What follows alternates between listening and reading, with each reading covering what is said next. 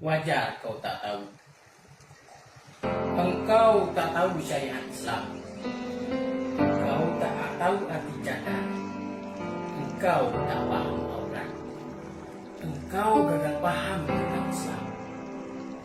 Bagiku, itu sangat wajar.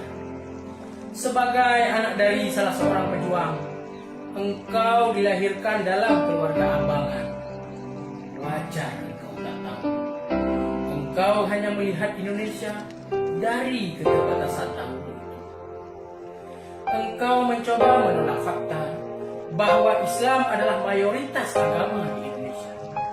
Bahwa Islam dan Indonesia adalah satu dalam dua dalam satu. Sukma, wajar saja bila kau hanya mampu menerjemahkan Islam dari ketidaktahuan. Karena aku percaya kau hanya mendengar Islam dari orang-orang yang tak paham. Sukma, aku tak marah padamu karena kau melihat Indonesia dari pandangmu saja. Tapi andaikan puisi itu tak pernah ada, pastilah aku takkan pernah tahu bila kau anti Pancasila, bila kau anti Bhinneka. Sukma, pulanglah. Bicara Bhinneka itu berat semua. Kau takkan sanggup. Banda Aceh, 2 April 2018.